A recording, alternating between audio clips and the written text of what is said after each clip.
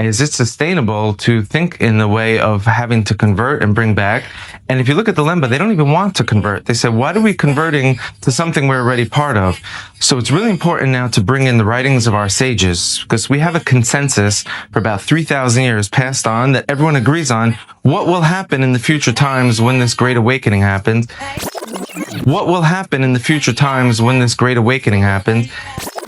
What will happen in the future times when this great awakening happens? The point being, around the world, this prophecy started unfolding before our eyes. The awakening and the return of Israel. It's the awakening and the return of Israel. It's the awakening and the return of Israel.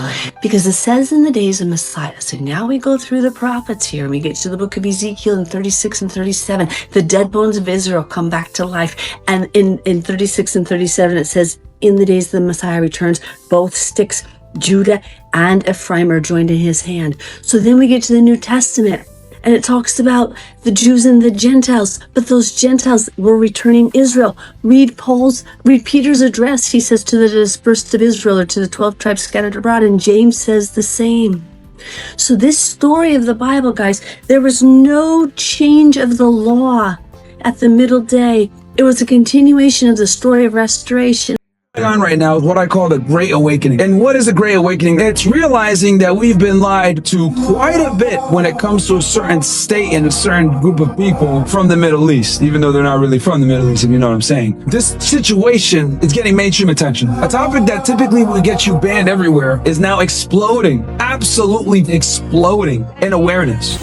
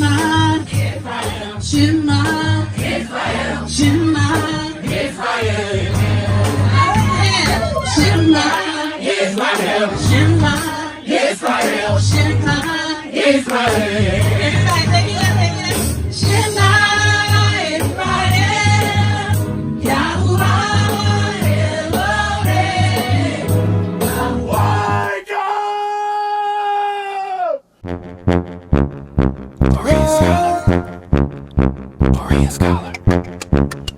Berean Scholar. Waking up the people of the Most High. Got the knowledge to destroy the lies. DNA history, open eyes. Walk into the darkness and turn on the lights. Wake up, wake up, wake up, wake up, wake up, wake up, wake up, wake up, wake up, wake up. I wanted to share something with y'all because I hear this all the time. People are like, oh, you're not an Israelite. You're from West Africa. Y'all were sold as slaves and die. Just get over it. Do your research. So y'all know what I did? I did my research. So you're going to go on loc.gov. That's Library of Congress. Negroland.gov is a legit site. You're going to type in Negroland in the search bar, click enter, and you're going to come across a map. Click that map, and this map was created by cartographer Emmanuel Bowen back during the 1700s. So he ain't have Google back then, so he had to have known where everybody was located to create this map.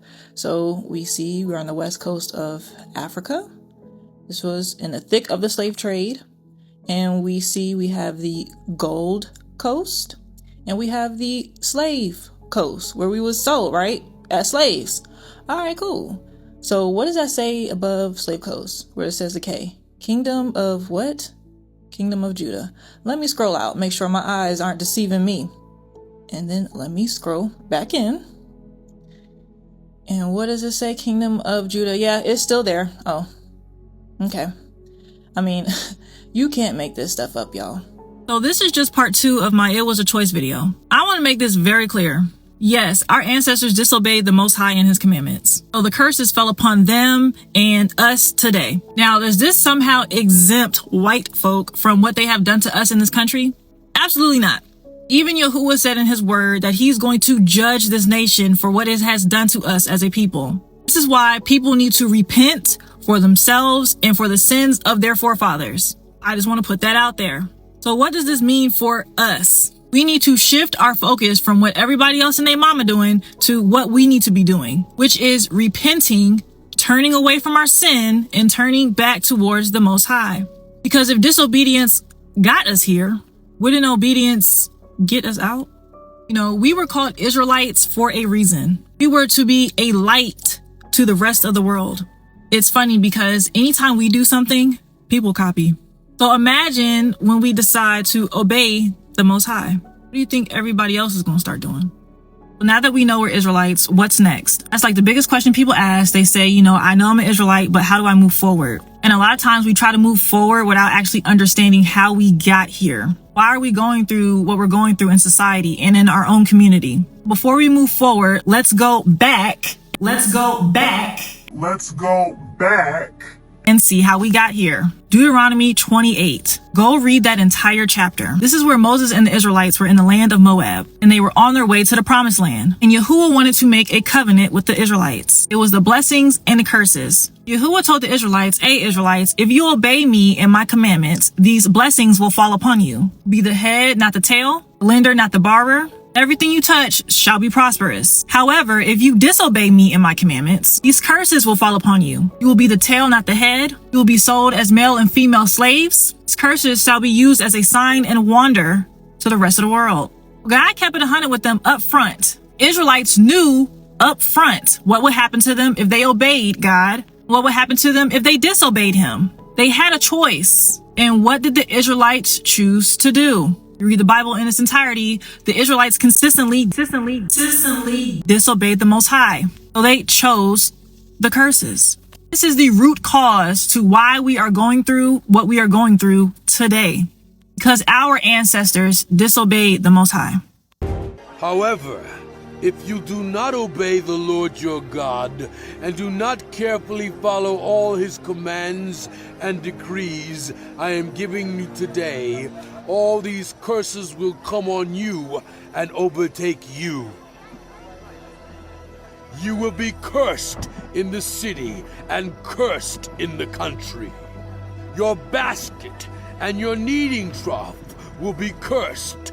The fruit of your womb will be cursed, and the crops of your land, and the calves of your herds, and the lambs of your flocks. You will be cursed when you come in, and cursed when you go out. The Lord will send on you curses, confusion, and rebuke in everything you put your hand to, until you are destroyed and come to sudden ruin because of the evil you have done in forsaking him. The Lord will plague you with diseases until he has destroyed you from the land you are entering to possess. The Lord will strike you with wasting disease, with fever and inflammation, with scorching heat and drought, with blight and mildew, which will plague you until you perish. The sky over your head will be bronze, the ground beneath you iron. The Lord will turn the rain of your country into dust and powder. It will come down from the skies until you are destroyed. The Lord will cause you to be defeated before your enemies. You will come at them from one direction, but flee from them in 7, and you will become a thing of horror to all the kingdoms on earth. Your carcasses will be food for all the birds and the wild animals, and there will be no one to frighten them away. The Lord will afflict you with the boils of Egypt, and with tumors, festering sores, and the itch from which you cannot be cured. The Lord will afflict you with madness, blindness, and confusion of mind. At midday you will grope about like a blind person in the dark. You will be unsuccessful in everything you do. Day after day, you will be oppressed and robbed with no one to rescue you. You will be pledged to be married to a woman, but another will take her and ravish her. You will build a house, but you will not live in it. You will plant a vineyard, but you will not even begin to enjoy its fruit. Your ox will be slaughtered before your eyes, but you will eat none of it. Your donkey will be forcibly taken from you and will not be returned. Your sheep will be given to your enemies, and no one will rescue them. Your sons and daughters will be given to another nation, and you will wear out your eyes, watching for them day after day, powerless to lift a hand. A people that you do not know will eat what your land and labor produce, and you will have nothing but cruel oppression all your days. The sight you see will drive you mad.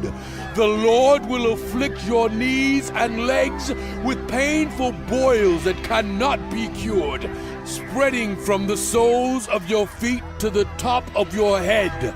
The Lord will drive you and the king you set over you to a nation unknown to you or your ancestors. There you will worship other gods, gods of wood and stone. You will become a thing of horror, a byword, and an object of ridicule among all the peoples where the Lord will drive you. You will sow much seed in the field, but you will harvest little, because locusts will devour it. You will plant vineyards and cultivate them, but you will not drink the wine or gather the grapes, because worms will eat them. You will have olive trees throughout your country, but you will not use the oil, because the olives will drop off.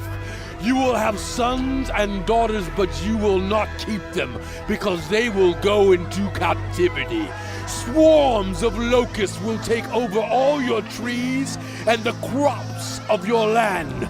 The foreigners who reside among you will rise above you higher and higher, but you will sink lower and lower. They will lend to you, but you will not lend to them. They will be the head, but you will be the tail. All these curses will come on you.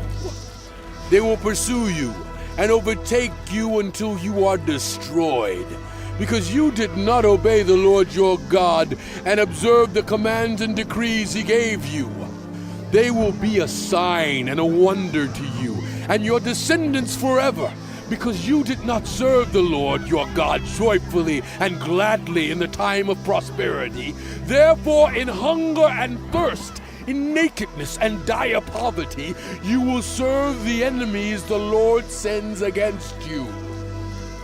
He will put an iron yoke on your neck until he has destroyed you. The Lord will bring a nation against you from far away, from the ends of the earth, like an eagle swooping down, a nation whose language you will not understand, a fierce-looking nation without respect for the old or pity for the young. They will devour the young of your livestock and the crops of your land until you are destroyed. They will leave you no grain, new wine or olive oil, nor any calves of your herds or lambs of your flocks until you are ruined. They will lay siege to all the cities throughout your land until the high fortified walls in which you trust fall down. They will besiege all the cities throughout the land the Lord your God is giving you. Because of the suffering that your enemy will inflict on you during the siege, you will eat the fruit of the womb, the flesh of the sons and daughters the Lord your God has given you. Even the most gentle and sensitive man among you will have no compassion on his own brother or the wife he loves or his surviving children, and he will not give to one of them any of the flesh of his children that he is eating. It will be all he has left because of the suffering your enemy will inflict on you during the siege of all your cities. The most gentle and sensitive woman among you, so sensitive and gentle that she would not venture to touch the ground with the sole of her foot, will begrudge the husband she loves and her own son or daughter, the afterbirth from her womb and the children she bears. For in her dire need she intends to eat them secretly because of the suffering your enemy will inflict on you during the siege of your cities. If you do not carefully follow all the words of this law which are written in this book, and do not revere this glorious and awesome name, the Lord your God, the Lord will send fearful plagues on you and your descendants, harsh and prolonged disasters, and severe and lingering illnesses. He will bring on you all the diseases of Egypt that you dreaded, and they will cling to you. The Lord will also bring on you every kind of sickness and disaster not recorded in this book of the law until you are destroyed. You, who were as numerous as the stars in the sky, will be left but few in number because you did not obey the Lord your God. Just as it pleased the Lord to make you prosper and increase in number, so it will please him to ruin and destroy you. You will be uprooted from the land you are entering to possess. Then the Lord will scatter you among all nations, from one end of the earth to the other. There you will worship other gods, gods of wood and stone, which neither you nor your ancestors have known. Among those nations you will find no repose, no resting place for the sole of your foot. There the Lord will give you an anxious mind, eyes weary with longing, and a despairing heart. You will live in constant suspense, filled with dread both night and day, never sure of your life. In the morning you will say, "If only it were evening," and in the evening, "If only it were morning," because of the terror that will fill your hearts and the sights that your eyes will see. The Lord will send you back in ships to Egypt, on a journey I said you should never make again. There you will offer yourselves for sale to your enemies as male and female slaves, but no one will buy you. Hey y'all, so I've been getting this question a lot, and I've honestly been contemplating if I even wanted to answer it. And the question is, I hear you guys are calling yourself Hebrew Israelites, yada yada, but why does it matter? Why does it matter that we know who the real Israelites are? And I'm gonna answer this because I don't believe that people understand what they're actually asking, and they're not truly thinking about the question. So really the simple answer is truth. Why does it matter who the real Israelites are? Well, don't you care about the truth? The truth matters. And if you call yourself a believer, then you should agree that the truth matters, right? And a part of me feels like that's not the real reason why people are asking this question. So let me address the real reason why that question is actually being asked. I don't think white folks or people who are not bloodline Israel understand what has been done to us as a people. We have been called every name out of the book: Negro, black, colors, the N-word with the hard R, monkeys. We've been called everything out the book but what the Most High has called us, which is Hebrew Israelites, his chosen people, the apple of his eye. And when we decide, you know what, we aren't the scum of the earth, we are somebody, we are human beings, now all of a sudden it's a problem. Well, why does it matter? The fact that you are comfortable even asking this question, I'm not throwing shade at anybody specifically, but the fact that you are comfortable asking this question highlights how America as a whole feels about people like me, the real Israelites. Because let me tell y'all something, y'all not asking this question to them folk over there in Israel, well, why does it matter that we learned about what happened to y'all in the 40s? Y'all would get canceled for even asking that question. But when it comes to us, people feel comfortable asking, well, why does it matter? And you know what? I want y'all to sit and think about this next question. How is it that y'all feel sympathy and empathy for those people who experienced their HOLO cost? How is it that you're able to empathize with them, but you can't empathize with what's been done to us as a people in this country on this soil? Ask yourself that question, because it seems like the empathy is only extended to people who look like you. Why does it matter that you empathize with them? If you can empathize with people who aren't even the real thing, what is preventing you from empathizing with people who are the real thing? Message. Today is Black History Month, and one of the most famous revolutionaries of all times is Moses. But this isn't how Moses looked.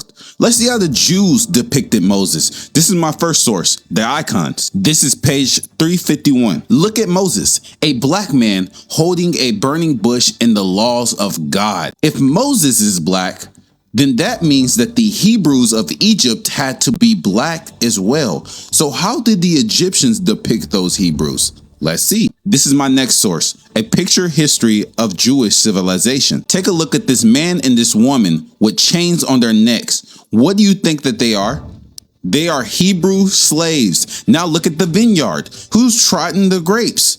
Hebrew slaves. Now look at the taskmasters. Those are Egyptians. How did they look? They look just like the Hebrews. Now take a look at this image of these Jews baking bread. This is my next source, the pyramid builders of ancient Egypt. Look at this cover.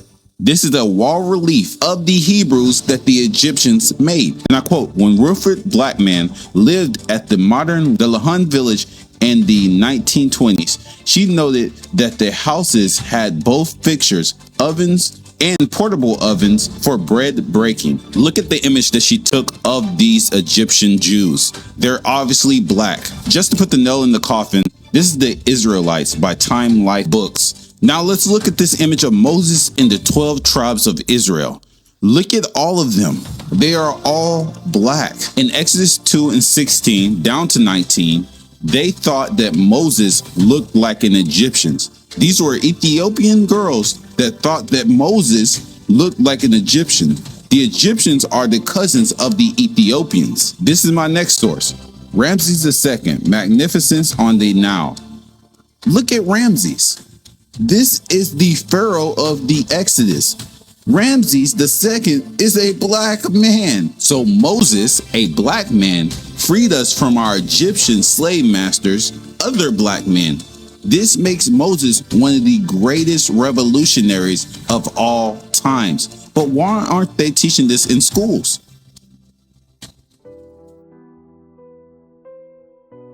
Please wake up. What do you think about this topic? Remember to be a Berean scholar, as it is written in the book of Acts 17 verses 11 to 12. Now the Bereans were more noble-minded than the Thessalonians, for they received the message with great eagerness and examined the scriptures every day to see if these teachings were true. It's time to deepen your understanding and see your reflection within the sacred pages. Please click subscribe, and click the notification bell to stay up to date with the Berean Scholar channel.